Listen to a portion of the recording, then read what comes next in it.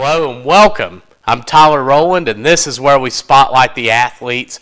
We're coming to you from Paul Blazer High School, and with me is a familiar face. We have John Stone, who was one of the all-time greats in football to come through, a 2019 or 2020 graduate and a district champion, a two-time district champion actually. And John, you've had quite a good career at EKU to. First off, have had the opportunity to start and play in some big games. You guys played Kentucky really well this year.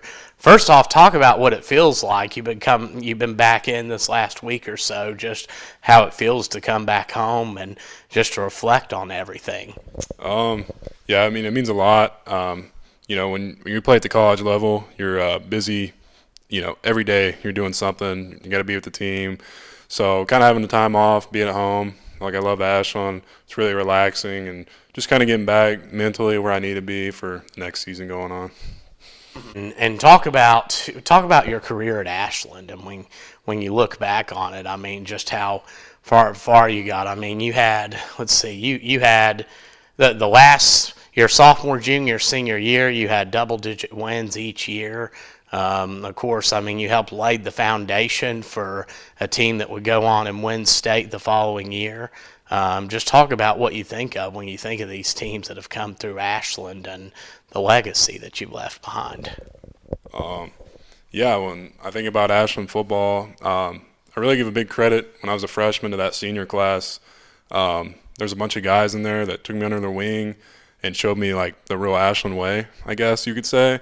Put a good work ethic in me, and then I think when I was here, I tried to give that on to the younger guys, and I wish I had a state ring, but I'm glad they got one, and I watched and I cheered them on, and it's just different at Ashland. Mm-hmm. And let's talk about your career at EKU. When you first got there, what was the first thing that you thought of, the first big thing that you had to, the biggest adjustment that you had to make? Yeah. So, when I got to EKU, it was during COVID. So, it was college football in general was really up in the air and things were going on. But really the biggest adjustment was just really time management. And, you're just laid out like by yourself kind of. Now, there's people, the coaches and the tutors that help you your first year get where you're going. But really, you're becoming a young man at that point. And there's a lot going on. And then you're in the college world where everything you do is judged and you're seen. So it's kind of a lot, especially my first year, kind of adapting to everything. But I kind of got through it, and I'm good now. Mm-hmm. And one thing that you and I both have in common, talk about your major. Yeah, I'm an accounting major. I just graduated my undergrad this past semester, and I'll be doing my master's for my last year and getting my credits to hopefully take the CPA exam. So. Talk about this coming year. With EKU, when you look at it, you've had a chance to play in the Division I AA playoffs. Talk about that experience that not a lot of people get. Yeah, it was when we made the playoffs last year. It was the first time I think in the school for 14 years. So, with the coach that we brought in when I was a freshman. He said he was going to run it like an SEC program, do everything they do because, we're all humans. We can all do it like that. And, that when you're at that level, it takes a long time. You can't just hop in and win a bunch of games. So I think the foundation we laid when started and, we achieved that, and it's something I'm grateful for. And we're pushing for more wins in the playoffs. But, yeah. Nice. And when it comes to, let's talk about your position a little bit. When it comes to the offensive line, what was something that you felt like was key as to what got you as far as you've been able to get? Yeah, offensive line, you got to be hard-nosed, be tough. I think that's one of the main things I have, and I think just knowledge of the game. You can always learn something every game, every play. There's something you can pick away. And I think one of my biggest traits for this year and helping me get to starting this season was I really had to take a step back and see what everyone else was doing and how it all fit together. All together as one. And when I can look over to my right and my left and the guys with me and I can kind of direct traffic and get us all in the right direction. Usually a lot of things well happen. Yeah, and talk about your Coach Love, and of course at EKU your coaches. Talk about something that you've learned from each of them. Yeah, Coach Love, that's my man. One thing about him is he's a great man, and I tell people now when I talk about him is like I just want to idolize like how he is as a father, and the way that he carries himself. He was always a great leader and a great example, and carried himself in such a great manner. And I took a lot of that with me and try to be like that.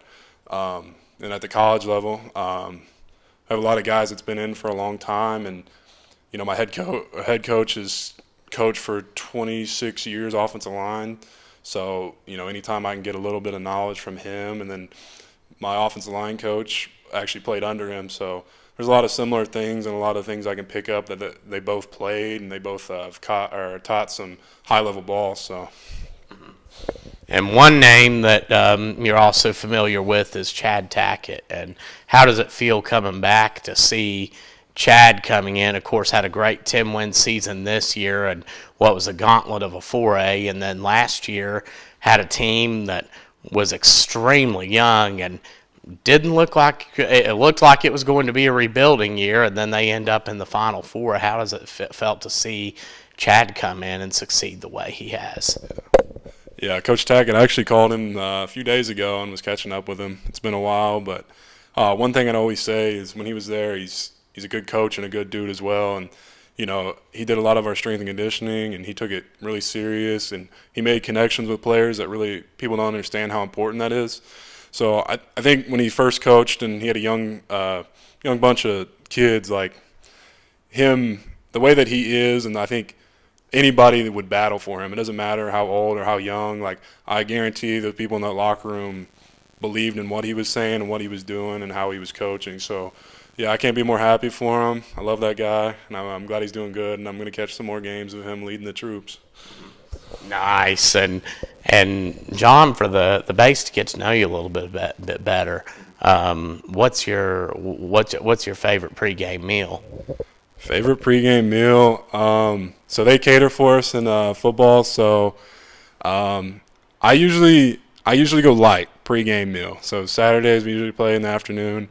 I'm not a big breakfast guy, but I make myself eat a pretty good breakfast. But then my pregame meal, I go pretty light with chicken and some potatoes. So that's usually my thing: chicken and potatoes. Mm-hmm.